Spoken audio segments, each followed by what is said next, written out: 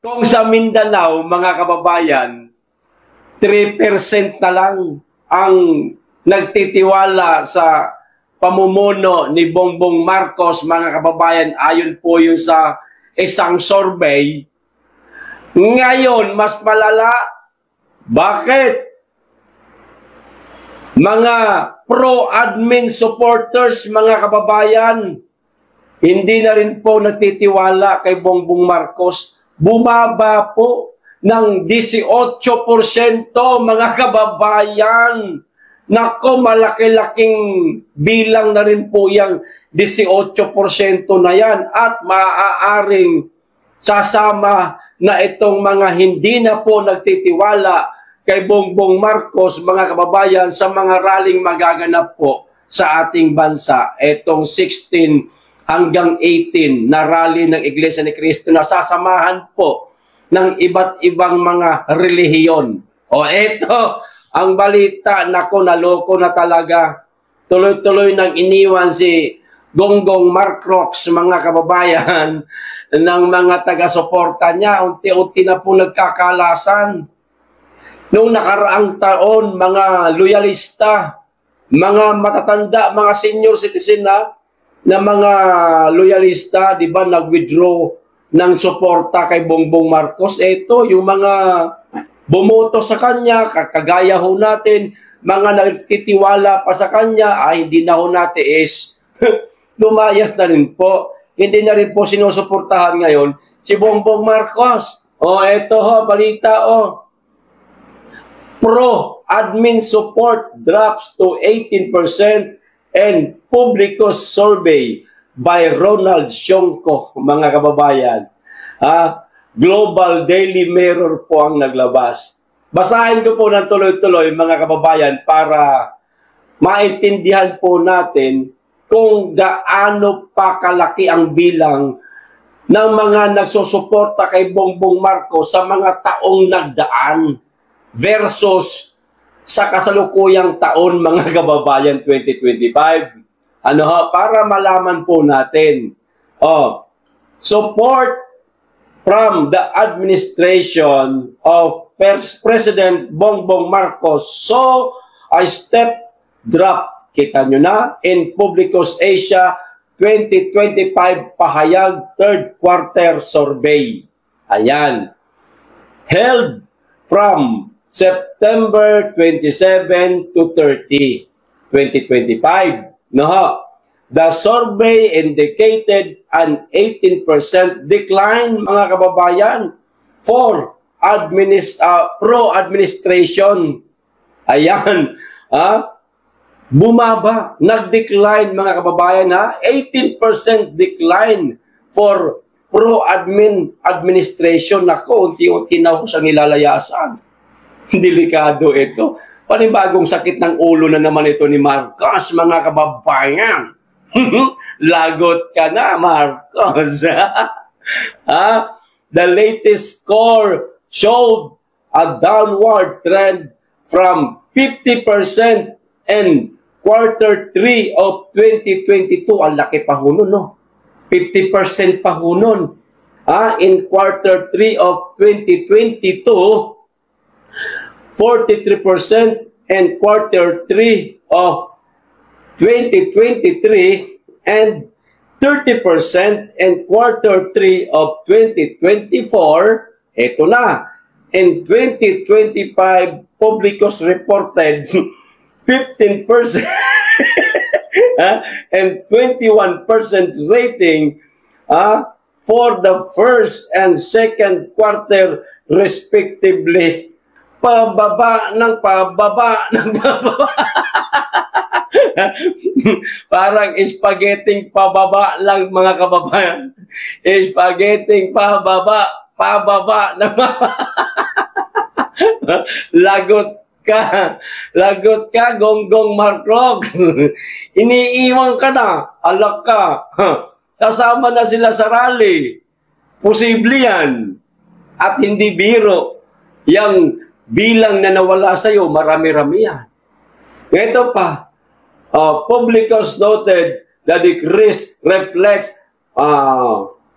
warning public trust, aiming corruption issues and internal risks, mga kababayan. Kita nyo na. Kasi nga, napakalala ng korupsyon sa ating bansa. At tila walang ginagawa. Singagba, mga kababayan. Walang nakukulong, hindi pinaiimbestigahan yung pinsan niya na nakapubliko, ibig sabihin, live streaming na napapanood natin, kundi patago, kwentuhan sila lang, kape-kape, abutan ng talay, o di, walang mangyayari talaga na makukulong, mga kababayan. So, meanwhile, anti-administration, ito sigurado to tayo, talagang ayaw natin ito At talaga hindi tayo sumusuporta sa kanya, no? Meanwhile, anti-administration stood at 43%, which was higher than 20% in quarter 3 of 2022.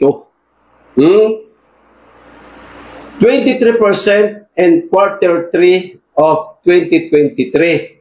Okay? And 27% in quarter 3 of 2024. Neutral came out at 39% from 30%. In quarter 3 of 2022 yan mga kababayan. 34% in quarter 3 of 2023 and 43% in quarter 3 of 2024. Nakuha nyo po? Nasundan nyo po ba, mga kababayan? O kung hindi, ulitin nyo na lang po yung video. Ito pa, huli. The Publico survey involved 1,500 respondents and comes amid the multi-billion flood control corruption scandal. Ayun yun, mga kababayan. Unti-unti nang nagbabaklasan. Yung mga pro-admin niya mga kababayan posibleng yung iba dyan, may katungkulan po, mga kababayan, sa Administrasyong Marcos na unti-unti na pong binabaklas nila yung kanilang pagsuporta sa kasalukuyang Pangulo ng ating bansa.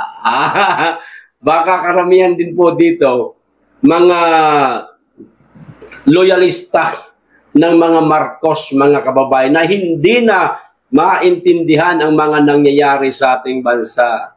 Naghahanap din ng mga hustisya, na sana merong maipakulong etong si Gonggong Marcos, pero wala.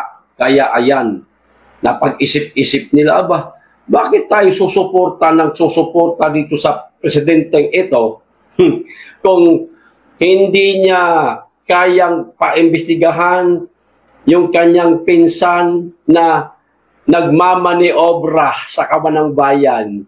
Ayun, dilayasan natin to.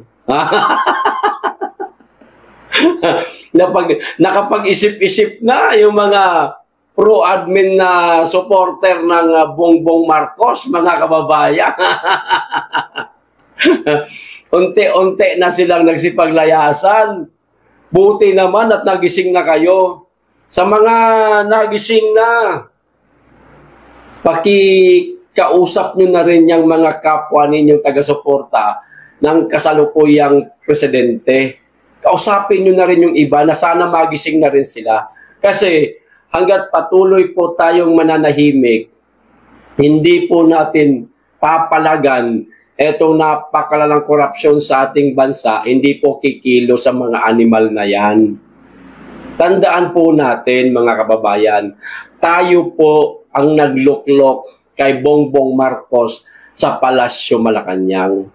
Sinuportahan ho natin siya. Binuto ho natin siya. Kasi akala natin may pagpapatuloy niya yung mga nasimulan ng dating Pangulong Rodrigo Duterte na ipinangako niya rin naman. Pero kalaunan, nag-iba ang timpla ng pamumuno niya at ayun, kinakalaban na ang dating presidente na tumulong sa pamilya nila para maipalibing sa libingan ng mga bayani ang ama nilang nabubulok na Di ba, mga kababayan? Hindi man lang tumanaw ng utang na loob. Yun hindi po pamumulitika yun ha. Yung ginawa ng dating Pangulong Duterte, hindi po pamumulitika. Talagang sumusunod lang ang dating Pangulong Duterte sa batas na talaga nga namang mayroong karapatan na malibing sa libingan ng mga bayani ang ama nilang si Marcos Sr. Pero pinipigilan ng mga kalaban nila sa politika. Samantala ang Duterte hindi. Sinunod niya ang batas. Kasi yun ang batas. Pero kalaban ng mga Marcos sa politika, pinipigilan, ayaw ipalibing. Duterte lang ang nagpalibing pero ano ginawa? Trinaidor niya pa. Ipinagkanulo niya pa, mga kababayan. Ipinadala sa Dahig Netherlands. Samantalang pwede naman sana na dito na lang husgahan kung mahuhusgahan man ang dating Pangulong Duterte. Di ba? Ayun, minalas. Di, kanya-kanyang pulasan na, mga kababayan, ang mga Marcos loyalist. Ito, mga Marcos loyalist to eh. Kanya-kanyang pulasan na. O, kita-kits na lang po tayo, mga loyalista, sa rally ng Iglesia ni Cristo, 16 hanggang 18. Lahat naman po kayo imbitado. Wala pong politika yan. Yung sa Iglesia ni Cristo, walang halong pamumulitika yan. Kundi ang isisigaw lang talaga niyang panagutin. Ang mga nanamantala sa kaba ng bayan.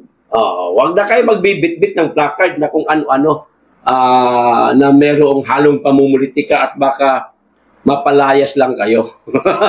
Mga loyalista, kita-kits na lang tayo sa rally. Kalampagin natin ang tanggapan ng Pangulo ng Pilipinas na dapat mapanagot niya yung mga pinangalanan ng mga testigo. Yun lang kadali. Maipakulong. Kung hindi niya kayang gawin na ipakulong yung kanyang pinsan na pinangalanan kasama ng Julalay ng kanyang pinsan na si Saldico, di siya na lang ang patalsikin natin. Sabay ganun. Sabay ganun no? Di ba, mga kababayan? Kung hindi niya kayang ipakulong yung pinsan niya, ibahin natin yung panawagan natin. Bumaba ka na lang, hindi mo na mapalakaya wala kang kamay na bakal Ninanakaw na ang kaba ng bayan, tahimik mo pa rin. Di ikaw ang bumaba. Maghahanap ng ibang leader ng Pilipino. Ganun na lang, di ba, mga kababayan? Very good. Very good. Ito mga nag-withdraw na ng suporta kay Gonggong Marcos. Kung sa Mindanao, mga kababayan, ang nakuhang trust rating ni Bongbong Marcos, ayan, 3% na lang. Sa Mindanao yan Ayan mapa ng Mindanao, Kahapon pinakita ko na po ito sa inyo. Kay BP Inday Sara, mga kababayan, alam niyo po kung gaano kalaki. Ayan 51% mga kababayan, hindi lamang po yan sa Mindanao, kundi buong Pilipinas po yan, mga kababayan. 51%, malaki po itong porsyento na ito, malaki-laking bilang ito. Majority ng mga Pilipino nagtitiwala pa rin kay Vice President Sara Duterte ayon sa Okta Research Survey. Bang! Ang layo ng diferensya Hindi na nga lang isinama Yung sa Luzon, baka magulat pa si Bongbong Marcos na, teka, lalong-lalo na sa lugar niya sa Norte. Taga-Norte ako, ba't ganito lang yung nakuha kong trust rating. Di ba, mga kababayan? Hindi na isinama yun. Baka magulat siya. Baka mapahiya lang siya lalo. Ang layo ng diferensya. Sa Mindanao, si Inday Sara, ay sigurado yan. Nasa mga 99.9% talaga yan. Basta Mindanaoan, lahat nakasuporta yan sa kapwa nila Mindanaoan Di ba, mga kababayan? Sigurado yan kay Inday. 99.99% yan. Ilan lang mga hindi sumusuporta dyan. Yung mga nagnanais na agawin ang trono ng dating Pangulong Duterte bilang alkalde. Ha? Mga Nogales. Yan lang ang siguradong hindi sumusuporta kay BP Inday Sara, mga kababayan, kasi siyempre, gutom yan sa kapangyarihan. Mga gutom sa kapangyarihan, simula pa sa kanilang ama, laging binabangga sa kandidatura ang Tatay Digong natin, pero hindi manalo-nalo, nadala pa rin ngayon ng mga anak. Di ba? Ang layo ng diferensya nila ni Marcos at saka ni BP Inday Sara, mga kababayan. Patunay lang yan, mga kababayan, alam nyo, patunay lang yan na nakikita na ng mga Pilipino kung sino talaga ang karapat-dapat na mamuno sa ating bansa. Nakikita na rin ng mga Pilipino na ang pinagkatiwalaan na Marcos na pinagbigyan na nga lang para malinis yung pangalan nila, hindi karapat-dapat mamuno. Kaya, ayan, unti-unti nagbabaklasan ng suporta sa kanya. O, di ba? Okay, malapit na ang rally. Kita-kits. Natataranta na sila ngayon. Hindi na nila alam kung ano ang gagawin nila sa napakalaking rally kasi hindi naman nila alam kung ano isisigaw. Malalaman lang ho natin yan, mga kababayan. Mismong araw kapag ka nangyari na yung napakalaking rally na yan ng Iglesia ni Cristo. Nako. Di ba? Ayos. So hanggang dito.